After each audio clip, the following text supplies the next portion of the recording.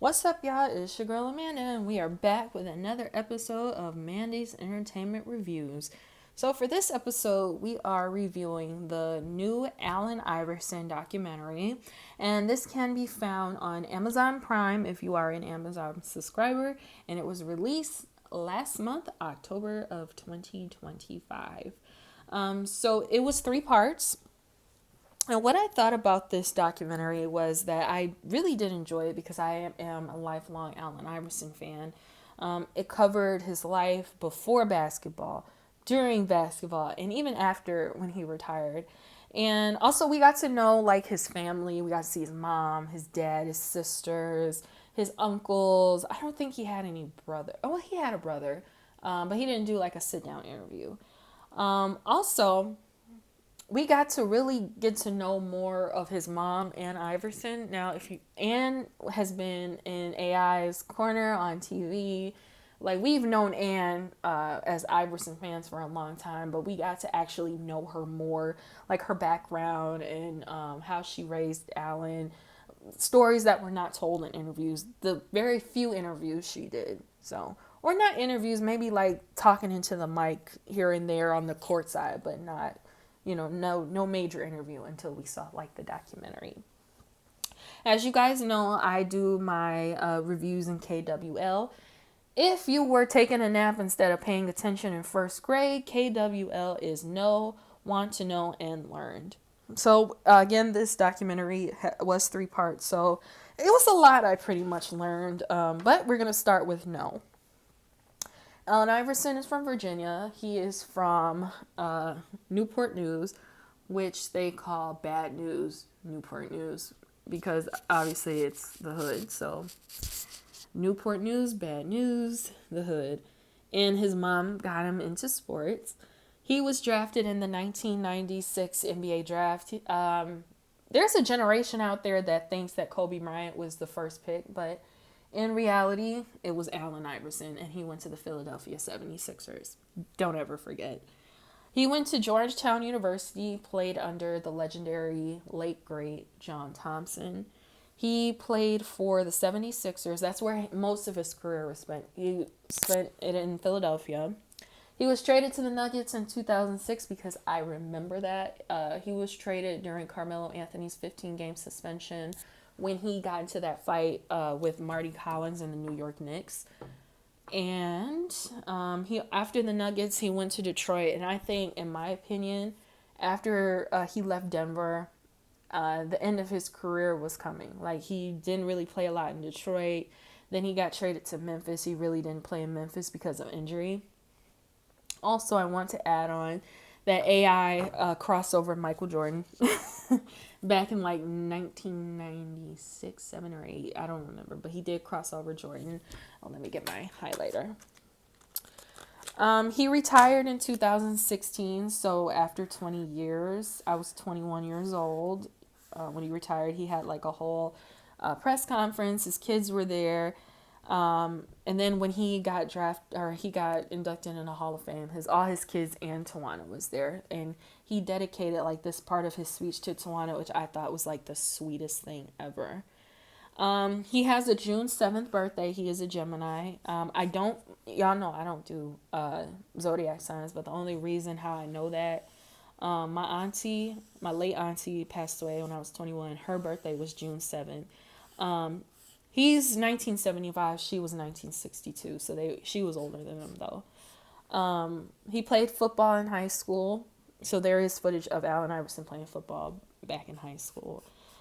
He released a mixtape. So he was a rapper, and somebody should have got in his ear and said, "Don't do that shit no more." Like that. That was it. It's somewhere on YouTube, and I came across it one time. It sounded so bad. He's married. He was married to Tawana Iverson, but they got divorced. But they are back together. But they're not legally married. There is a story behind the Practice rant. If you guys don't know, his friend had died. His friend was killed, and when you're dealing with grief, it kind of takes over you emotionally. His mother had him young. I think she was like 15. His sneakers are the Answers, which are really, really cool sneakers. I want a pair, and I know for a fact they're not expensive. And lastly, he is set through life from Reebok. So he does have like a life trust or something through them, which I think is a great investment, if you will. So want to know.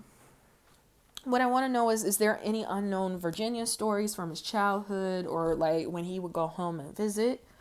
Life outside of basketball in college. So we all know he played at Georgetown, but what was his grades like in college? Did he do any like extra clubs and stuff in college? Is there any unknown Tawana and AI stories? And the reason why I ask is because, Tawana and AI, they're a private couple, but not really private. I mean, we know that they're together, but, we don't know like the everyday aspect of their relationship because, Tawana, she's not a social media lady, and Allen Iverson doesn't really post her a lot on social media, but he does, but not a lot. Will we see his children give an interview? So Allen Iverson has 5 children. He has young ones. By now they gotta be like 15. The youngest one gotta be 15. But then his oldest daughter is the same age as she's the same age as me. She's a few months older. She was born in 94. I was born in 95. So will they have an opportunity to sit down, tell stories about their dad and how it was like being raised by them? What was his time like in Detroit? The reason why I asked that is because he got traded to Detroit in like 2008. So social media wasn't a big deal like it is now. But I still didn't really see, any behind the scenes of Detroit because we see a lot of behind the scenes videos of him in Philadelphia. We've seen behind the scenes videos in Denver, but we've never seen none in Detroit. We've never seen none in Memphis. So what was that experience like for him? Where did he live in retirement? So Allen Iverson was known for moving around a lot. He had a house in Philadelphia, a house in Denver, over here, move over here. So where did he like settle down after his retirement? Because some players don't live in like the places they played in. I know like Ray Allen, he stayed in Miami. Derrick Rose, he started in Chicago. He got traded New York, Memphis. I want to assume he moved back to Chicago because I see him, like there's videos of him like walking around the city and stuff and nobody bothers him. So he probably officially moved back to Chicago. Is his biological father in his life? That's what I wanted to know too. Will he discuss the bowling alley footage? If you know, you know. From what I learned in a previous documentary was that there was footage of Allen looking at the situation and getting the heck out of there. But unfortunately, he ended up having to serve time. Do I need to explain? Does he still have a relationship with Gary Moore, his longtime management? But I remember seeing like a tweet or something saying he no longer represents me and blah, blah, blah. So I just want to know, like, he's known Allen since he was a kid. Is there like still a great relationship there? What is the future for AI and Reebok? Will he consider coaching? Doesn't matter if it's NBA, college, high school, his children's basketball teams. Who knows? Lastly, will his son, Allen Iverson II, go into the NBA like Bronny and Zaire? All right. So, sorry, I had to get myself together there. So, what I learned in this documentary, so I didn't label it as different parts. I just put all my notes together. So, the first thing I learned that the father who raised him, his name was Michael Freeman. So the story about that is Michael met Ann at a job. I think they worked like the docks or something, and him and Ann got together, and he raised Allen as his own.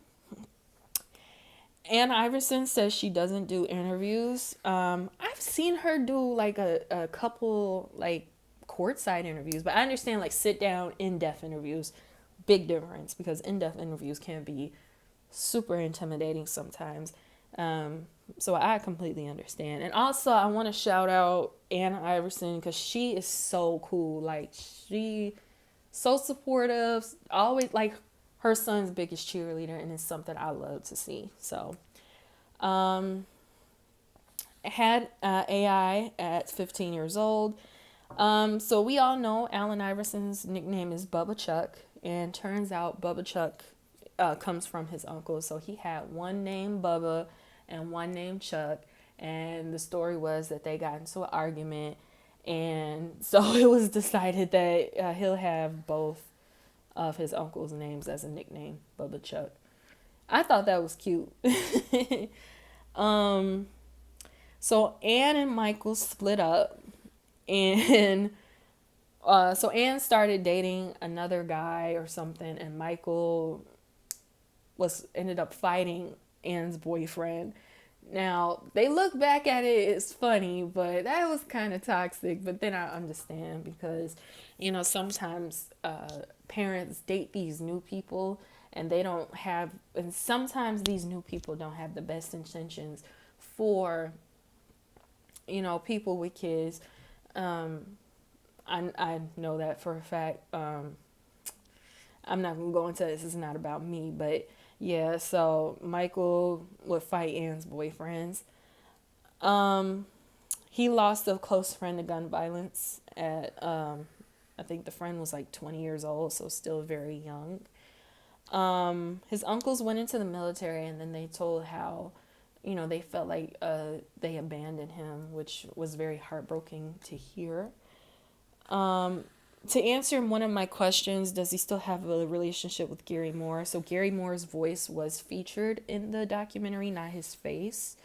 There was a childhood friend AI had named Jamie, and Jamie was like a little white kid that lived in the projects with AI.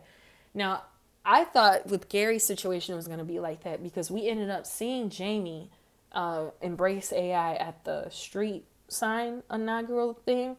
But no, we didn't see Gary's. We didn't see Gary's face, but we heard his voice. He started playing football at Bethel in 8th grade. Now, that's a lot of string pulling. That is a lot of string pulling to get you to play high school football in 8th grade. And I wonder, how did that work? Because 8th grade, I think, has a different schedule than high schoolers. So did he leave school early to go play football? Well, it was just football. I mean, practices were normally like 4 o'clock or whatever. So he probably got out of school and went straight to Bethel practice. It wasn't really explained, so I'm just assuming. He won a state championship in high school, his junior year of high school, in football. So remember, he played basketball in high school, but also he played football in high school. He didn't want to play basketball at first because it was soft. If he was able to look into the future and see how people are playing basketball from let's not say my era. Let's say the Boston Celtics era, the 80s to like now, and see all that fighting and stuff, he probably would have changed his mind sooner. All that fighting and cussing out and getting in each other's faces, that he would be proud, trust me. So he didn't want to play basketball until he saw his football teammates, and then it made him want to play. So I guess he didn't feel as lonely when he played football.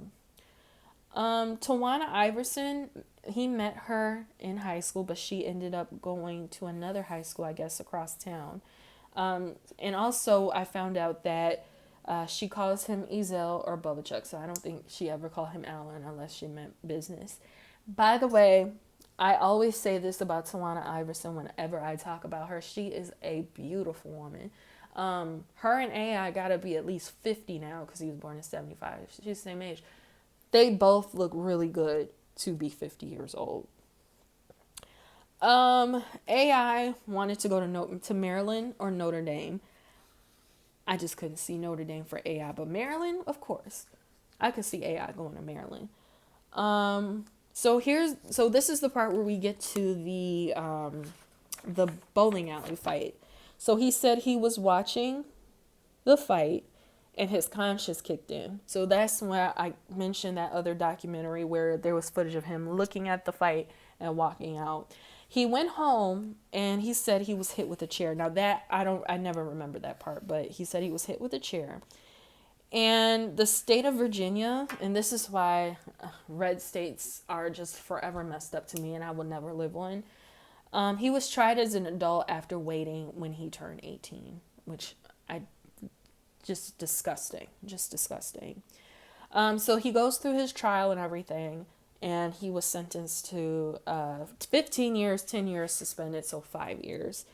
And he was also charged with maiming with a mob. I don't know what that means. I don't think we have that here in Illinois. So when I first heard about that, that was just a new term to me.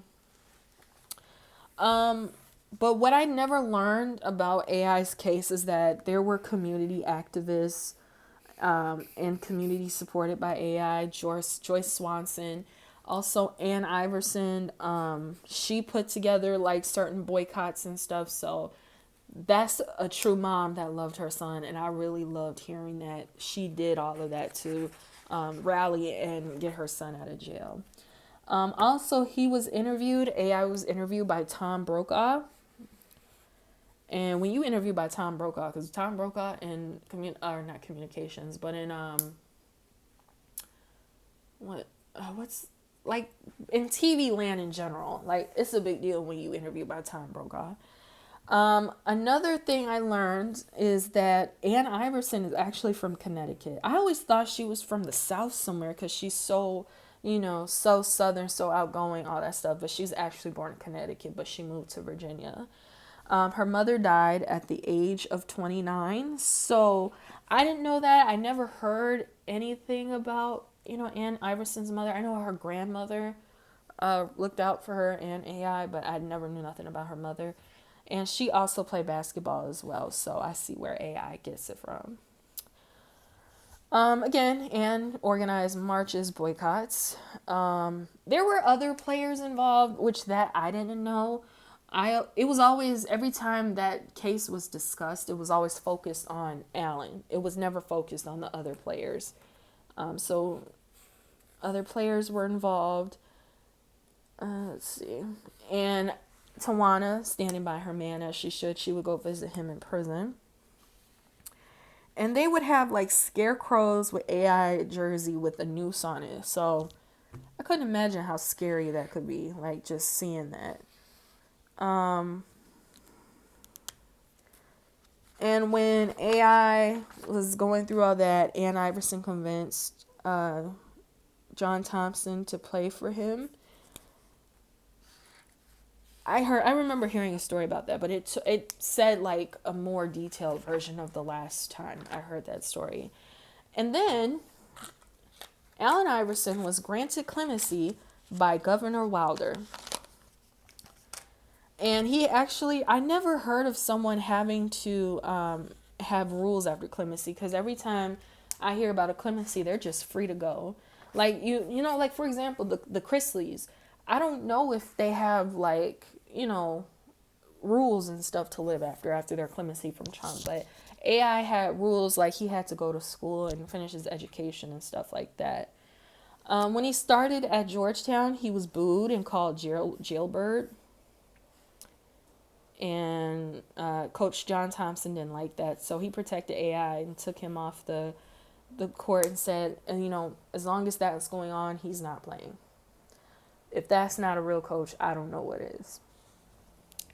AI chose Reeboks over Nike in 95. And the reason I think why is because Reebok was very popular back in 95, and then 10 years later, it's not as popular.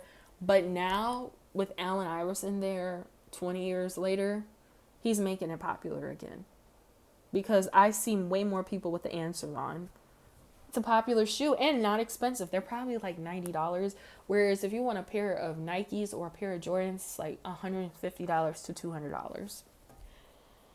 And the first shoe he had was called the Question. Trial and error, right? Trial and error. But now we have the answers.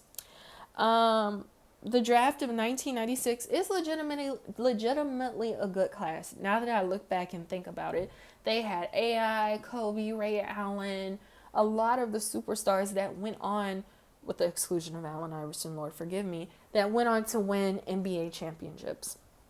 So, yeah. And also, a sad thing I learned is that his father, Michael, was in jail during his draft. Like, he ended up having to talk to his father from jail in those back rooms. So his uncle ended up moving to Philly with him, and he was the face of the 76ers at 21 years old. So that is a very young age to carry that responsibility. He won Rookie of the Year, but he wanted Kobe to have it because Kobe was good in the beginning of his career too. I mean, he's always been good, but I guess Kobe's situation was so, I don't want to say it was extraordinary because Kobe spent a lot of his childhood in Italy, learned how to play in Italy. His father was Joe Bean Bryant, sorry. And, he had an extraordinary situation. So I understand that he wanted Kobe to have it. The press had issues with AI's friends when he came into the NBA. I think that's just nothing but stereotyping and racism.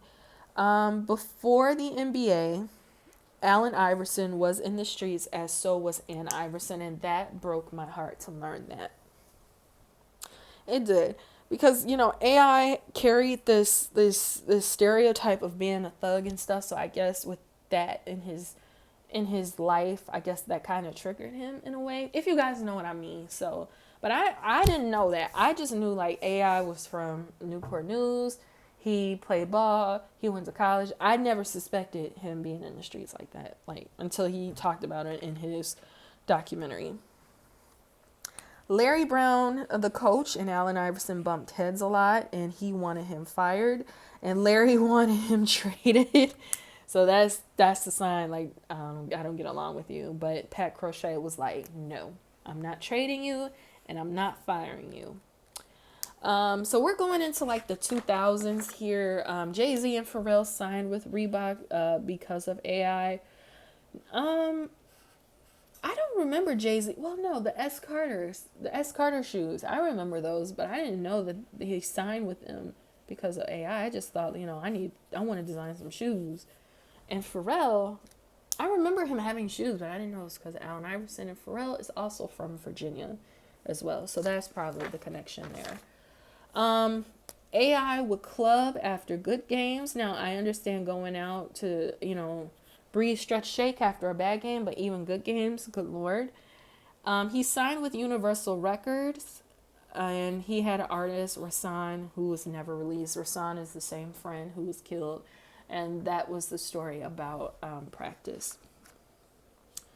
He says he is embarrassed because the rap album was a character, basically. I had a feeling that was a character and that could not be real because that album was terrible. I mean, I never heard the full album, but there were like leaks and stuff on YouTube years later, and that music was just awful. I wouldn't even put that on my iPod. That music was so bad. His proposal to Tawana was very simple. Allen Iverson, this big flashy guy who flashed his cars and all that stuff, I would have thought that the proposal to Tawana was flashy, but no, she said it was simple, and they got married in 2001 and had a couple's honeymoon, which I think is so cute. That is so sweet to bring like your friends who are also couples on there.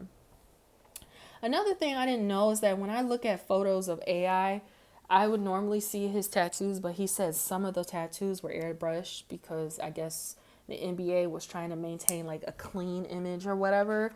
But yeah, they airbrushed his tattoos, which I think was just messed up because his tattoos is a part of who he is,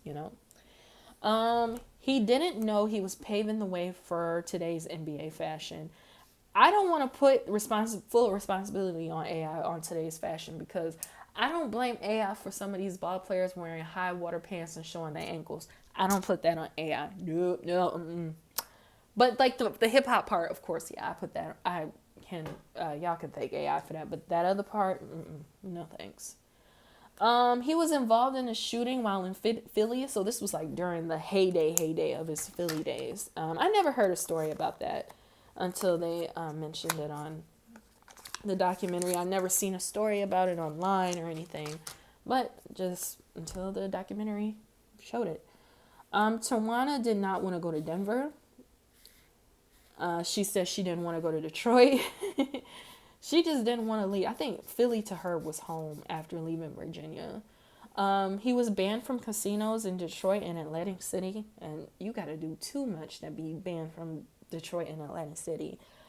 He was divorced was finalized in 2023 between him and Tawana. He fired the management to get more involved in his affairs, and Tawana did eventually confirm the Iversons' reconciliation. So those are my notes. I give this documentary a 4.5 out of 5 stars. So what I liked about the documentary is that it's produced by Shaq and Stephen Curry. So 2 NBA legends that know what like the NBA is like and their rules and all that stuff. So it's not like a random guy named Stan who lives in an apartment in New York City and makes documentaries for a living, who just reads animal books all day. I don't know. But he doesn't know the rules, but Shaq and Steph Curry do. I've seen more behind the scenes from his rookie year. That one video that people are just lusting over on Twitter, I've never seen that video before the documentary. So there are like more videos. He seeing his extended family, his uncles, just seeing Tawana do the documentary because she's so private. That was just such a sign of support. The Jamie Rogers cameo, his friend from the projects who showed up to his street naming ceremony. Football stories. Now, I know AI is a basketball player, but I never knew a lot of football stories. The music to the documentary, which is a lot of 90s hip hop, which I am a big fan of. So it went well with the documentary. And also 76ers staff and players. So there's no beef between him and the staff and players to a point where they wouldn't come and do this documentary, which was really nice to see. There are some things I disliked. The police in Virginia did him dirty, obviously. A lot of people didn't know the story behind practice, obviously, again, with his friend dying and stuff. Having to discuss the sad part of the Iversons' marriage, I remember him crying. Like, he said he saw Iverson versus Iverson in a courtroom and he just started crying. And lastly, they didn't really talk about the Denver days. Now, AI did some stuff in Denver, and I'm mad that they really didn't talk about it. And I saw Allen Iverson play in person when he was in Denver when they came to Chicago. Man, he played, y'all. He played. But yeah, that is my review of the Allen Iverson documentary. It is on Amazon Prime. It is 3 parts. Each part's got to be at least like 30 minutes to an hour, but it is a very, very good documentary. And that is the end of Mandy's Entertainment Views. I will talk to y'all later. Peace.